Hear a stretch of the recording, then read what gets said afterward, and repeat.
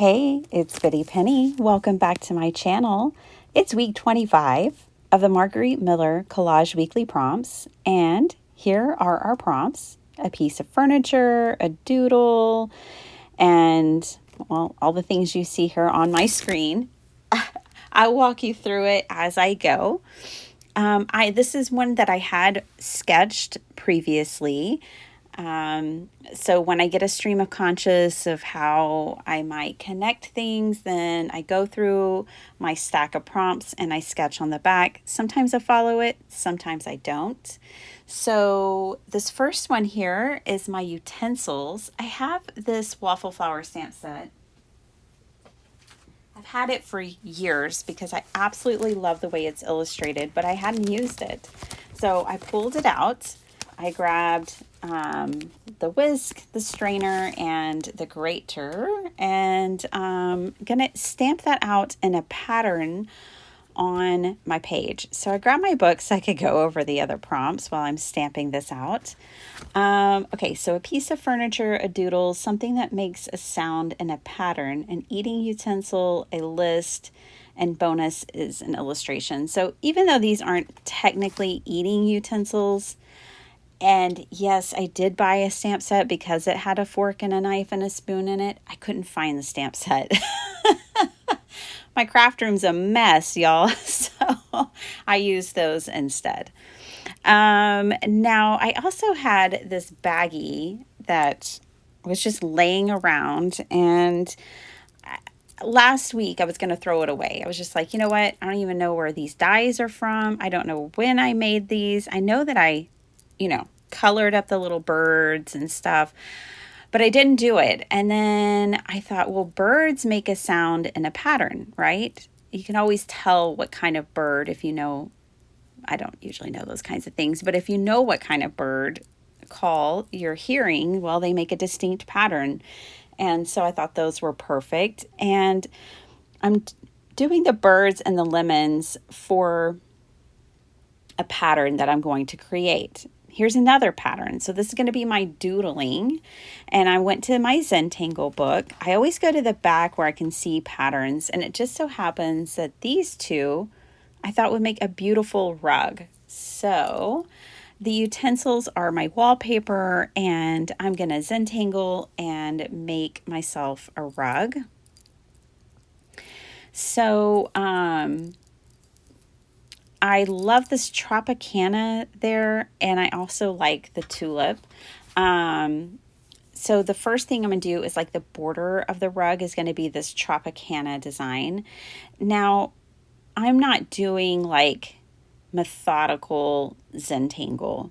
I am just a complete amateur with a book. That's all I am. Okay, so I'm not taking my time. I'm not trying to get things even. I'm doing this honestly just as quick as I can. So, but that's what I love about Zentangle, right? I do want to methodically learn Zentangle because I know it will help me improve my artistic skills in so many ways. I really just need the discipline and somehow to find accountability to sit down and do it regularly. So I timed myself. If you've been here for very long, you know that I time things. I was talking to my brother about this the last time I was visiting with him because it's how timing myself doing task does a couple of things for me. One, it minimizes the reluctancy to do something because I think, I don't get joy from doing that thing. Maybe it takes too long, but if I time myself and I figure out, oh my gosh, why are you making a big deal out of something that literally takes you less than 5 minutes? An example of that would be unloading the dishwasher. It doesn't bother me anymore because I know it takes me less than 5 minutes. So for my brain, timing myself in things helps me reduce my reluctancy or dread of doing them. So, for instance, this Zentangle took me 6 minutes. I timed myself. So from getting the paper out having the lid off, first mark to the paper 6 minutes. I can give myself 6 minutes of practice every day and become a better artist. Another thing I love about Zentangle is at first this pattern looked pretty complicated, but I know it's a step by step, and here I got a little lost because I'd never done this pattern before and I'm trying to follow it, and I got a little lost. I was like, did I draw that in the right place?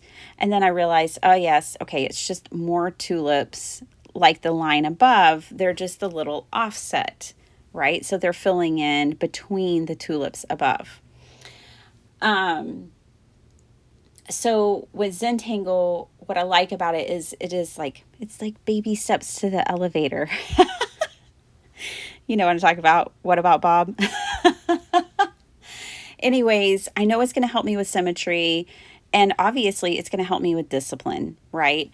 So I need to do more of it. It is something I enjoy. I love the look of Zentangle. I love the idea of Zentangle, and I love the practice of Zentangle when I actually slow down and make time for it. Let me know if you can relate in the comments down below to what I'm talking about. I may just be a total nutbag. Who knows? But yeah, so this is how my brain works. I do, timing myself. Another thing about that is it also feeds the competitive part of me. I have a very competitive spirit sometimes. I like games and things like that and not to beat others, but to beat my own best, to keep raising the bar for myself is the competitive part inside of me. So anyways, I just know Zentangle will help me with all of those things. Moving on, back to my sketch. When I had sketched this out, I even sketched out this chair. And it's just a chair from memory. We have lots of these chairs in our lives. We have a couple here at my house. My mom has a couple. My mother-in-law has a couple. So yeah. But I liked it. I liked the way I sketched it. I wasn't being serious. I was sketching it on the back of a piece of paper that I knew would glue down. And I ended up deciding to sketch from my sketch. And if you're ever trying to loosen it yourself up in your artwork, sketch from your own sketches. Like, you can look at a picture of something, sketch it out, and then put that picture away. And then keep practicing by sketching from your sketches. And that will help loosen you up. I love folk art. It's my favorite kind of art is folk. And that is a way to, become a better folk artist, according to some. So, I always thought it was just draw like a child and hey, I can do that. But it's not that it's something that I can do and that's why it's my favorite art. It's actually kind of challenging to draw like a child because our minds want to make it all complicated and get all negative. Like, you draw like a child, like you try to draw like a child and you can't even do it. It's actually kind of complicated to relax, loosen up, and draw like a child. Anyways, I love the art. To me, I think it's because it's humble art. There's nothing pretentious about it, and that's one reason why I connect to it. I think also folk art is usually very bright. So this page today is dedicated to folk art. That's what I'm creating. It's what I love. And I appreciate that this is a collage weekly prompt challenge. And that some weeks, like this week, I take it from a very kind of art journaling way. But these are the weeks, honestly, that I enjoy the most. When I try to force myself to find images and to mash them all together, I don't quite enjoy it at the same level that I do when I'm just creating. So I have my little red chair. Hey, shout out to Sharon Castor. She doesn't have a red chair anymore, but she used to. Anyways, this red chair is going to have a very fun print. So it's going to have lemons and birds, and also a shout out to Crafty Owl's mom. She loved lemons and all things lemons, and she passed away recently, and Crafty Owl said, hey, if you want to make something with lemons in honor of my mother, and I was like, noted. I will be doing that.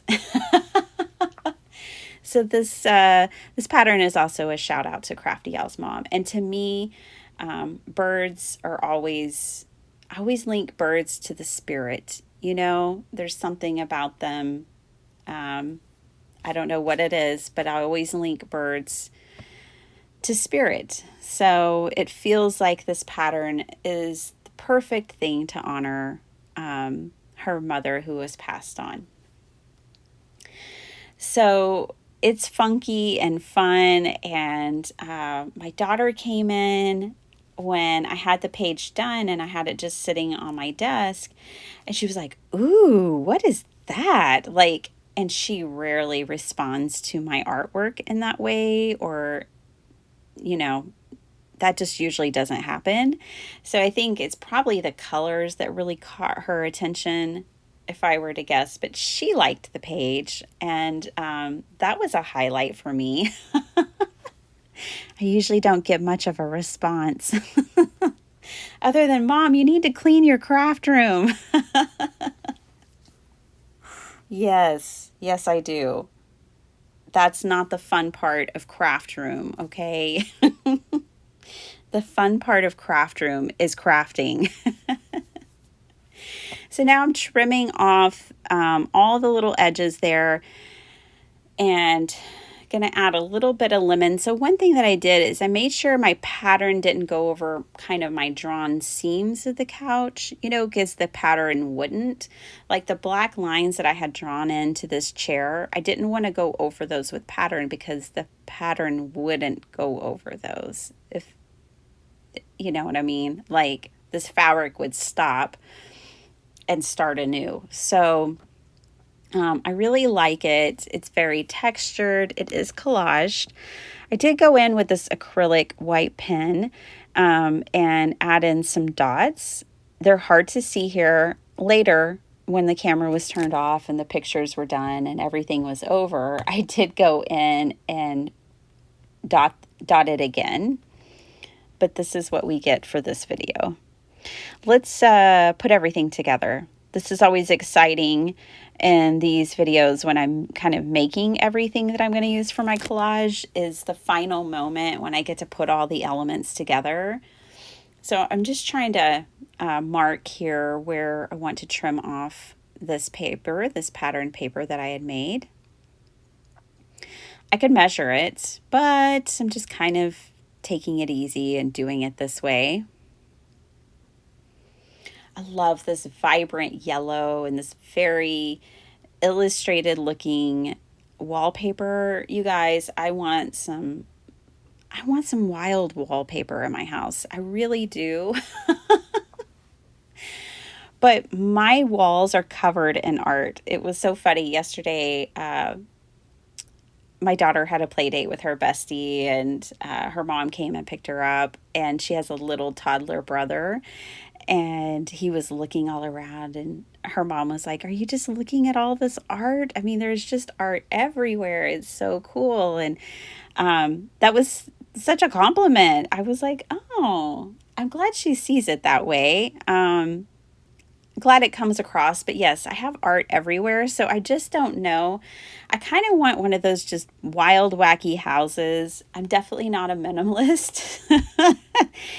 But I do like order, and I don't like too much clutter, but I just love art and design. And so I'd love to have some wallpaper and more art on top of the wallpaper. But for now, I'll just have it in my collage journal. So here I'm sketching out a little table. And the reason I'm doing this is, one, it's always more comfortable if you have a place to set your drink. Am I right? And your piece of chocolate cake. But I actually needed a place to set a list.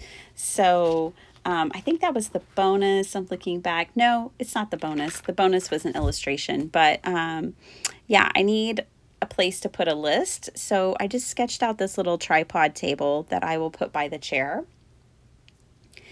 And then I will make a list to go on top of it. This list came after the drink and the chocolate cake in my mind. First, it's like, okay, let me have a seat in my favorite chair. I'm going to have a piece of chocolate cake and some water. And then I'll write out my list of things to do today.